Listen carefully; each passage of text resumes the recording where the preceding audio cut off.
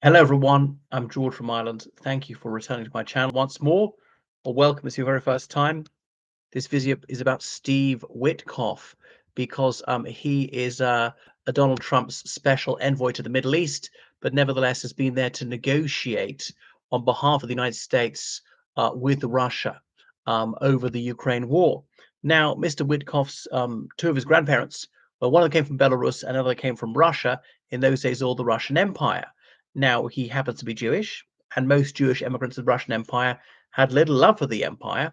They weren't Russophobic, but because they were so severely persecuted under Tsarism, there's so many pogroms, they didn't particularly identify as Russian, just identify as Jewish and embrace the freedom and security they found in the United States. Now Putin, in some ways, wants to restore the Russian Empire, not bring the Tsars back, but he's very nostalgic. If you look at his iconography, bringing back even the double-headed eagle as the coat of arms, and trying to rebuild the Russian Empire by conquering other countries, by oppressing his own people, by returning to absolutism.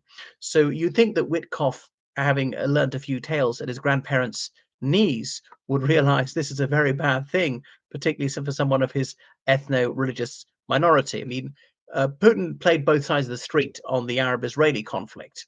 At the moment, there's very bad blood between him and Israel. Now, Mr. Witkoff, who's an outspoken Zionist, you might think, wake up to this. It makes me think what Pavel Milyukov said in 1916 about the mismanagement of the Russian war effort. Is this stupidity or is this treason? I'm somewhat minded to say it's just idiocy and ignoramus, just like Trump. Only Trump could think that this guy was impressive. Incident, they've known each other in New York property wheeler dealering for 42 years. And so Trump surrounds some of these sycophants. What you need is someone who's not going along with groupthink, who's going to challenge you, do some critical analysis, and point out the weaknesses in your plan. Then you can have contingency plans for if they go wrong. And that's the very beginning of wisdom, to have some reservations, appreciate ambiguities, and not be overconfident. But Trump is an imbecile. He's very closed-minded, and yeah, I just don't think he reads anything. He doesn't have the critical faculties to be a leader. Looks like Witkoff doesn't either. So supposedly the Middle East is his speciality, but he is viewed with disdain by Russia, and we know that Putin likes to play these mind games. Refused to receive him, had him waiting for like 8 hours in an office to meet somebody. So it's a humiliation for them. But he's been for other negotiations to end the war. But he's only heaped laud on Putin and saying that Trump and President Putin had a great friendship. Now that should really ring alarm bells. And then he gave that interview about 3 days ago to Tucker Carlson. And like Tucker Carlson, Witkoff is a Moscow mouthpiece. You know, it could have been a translation of the sort of thing that Maria Zakharova, the notorious, pathologically lying, um, murder inciting Russian foreign ministry spokeswoman, the sort of thing that she would say. And it was just so far from the truth. And he's just thick. He was asked about the four regions that Russia's illegally occupied since 2022, and he couldn't name any of them. You'd have to name all of them. I mean, I'm far better informed on these matters than he is, and I'm not an expert by any means. Wow, wow. What exactly is it in his CV thinks people think equips him to do this? He just really just doesn't know what he's talking about, and saying he's completely suckered by Putin's lies, propaganda, saying he prayed for Trump when Trump was suffered an attempted assassination. Did he? I mean, I don't care. It's neither here nor there. And then Witkoff is saying that Russia's got no desire to march across Europe or take any of Ukraine. Well, they do. They've already seized 5 regions or parts of regions, and they claim to have legally absorbed them into Russia. They do. And on the first day of the war, there was a statement put out on Russian government websites. This communique said, "That's it. We've done it. We've completed the reunification of Ukraine, Belarus, and Russia." So that was their objective. It was so embarrassing because it's so far from reality. They took it down within hours. There are Putinist politicians who say they should take back Georgia, they should invade Kazakhstan, they should invade Alaska, they should retake the Baltics, blah, blah, blah. So, yes, they do. and they've already done it to some extent. They already illegally occupy two regions of Georgia, South Ossetia and Abkhazia, since 1991. They've already illegally occupied some of Moldova since 1991, and some of them openly talked about once they subjugate Ukraine, they would annex the whole of Moldova. So they do. I mean, it's out in the open. You can't say they're hiding it. Only someone who's staggeringly stupid, as Mr. Witkoff, wouldn't know this. And so, why on earth was he put in charge?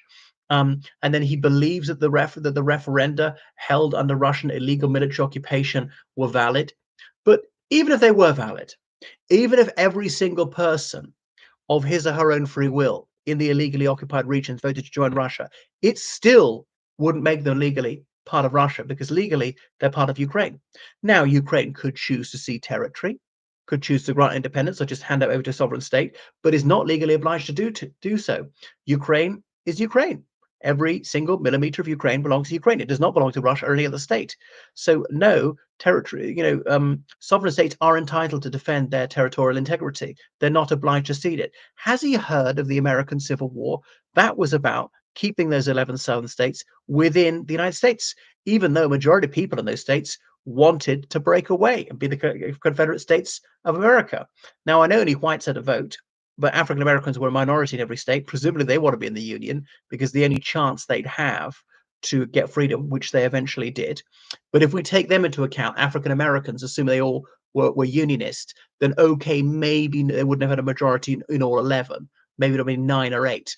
But even if a clear majority of people in a state wanted to leave the United States, no, you're not allowed to do so. The union is perpetual, and so we go on.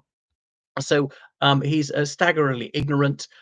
He goes against the experts on this issue all the time, and so forth. He has heaped praise on Putin as a great guy. This is a mass murderer, state sponsor of terrorism, an avowed enemy of the United States, who has oppressed his own people, who holds absolutely farcical trials, who murders journalists, who is a sworn enemy of all the values the United States holds dear, like free elections, like fair trials, like free expression, like freedom of association, the right to demonstrate, saying, I don't like him. I don't regard him as a bad guy.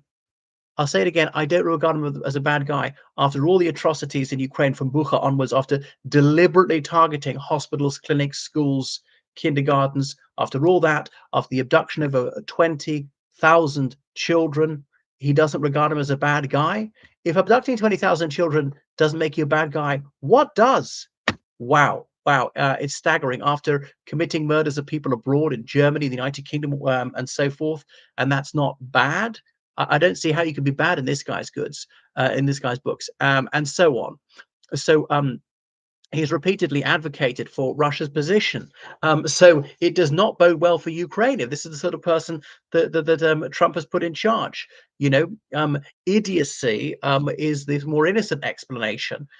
He's so keen to give Russia everything they want and Ukraine nothing, and no concessions designed demanded from the Russian side. So why should the Russians make any concessions? They should carry on. It's working for them, stalling, because the argument was, if Ukraine didn't make peace on what the United States considered reasonable terms, that the United States under Trump would cut off arms shipments. But if the Ukrainians are willing to make peace, then the US government under President Trump would turn to Russia and say, and if you don't make peace, we'll hugely increase the transfer of arms to Ukraine. But there's no sign that Trump is willing to do so, or is pressurizing the Russians at all to do so, or is even becoming impatient with them. So I'm afraid I'm more pessimistic than before. And I was thinking that there might be some sort of ceasefire in a few weeks from now. There might have been a conclusive peace by the end of this year. But I'm more skeptical. I think it will be early 2026 at best. Admittedly, by then, things might actually tip in Ukraine's favor. Russia will be so exhausted, their economy will have tanked so much. European Union countries will have sufficiently ramped up their armaments to be able to provide more to Ukraine. There's Witkoff openly denouncing the very idea that other countries will provide any sort of security guarantees to Ukraine by putting their troops in there. Because Russia will be worried about bumping into them. The British Army, it's true, is very, very small, but it is very well equipped. It is highly trained, and the same with the French Army and so on. It's not a huge numbers, but they have force multipliers in better weapon systems, better planes and so on. And we know the Achilles heel of Russia is the Air Force. Putin knows it's inferior. He's really held back on that one. He's really tried to husband his precious planes. He doesn't mind over 220,000 of his men getting killed, but he's not been willing to risk a significant number of warplanes.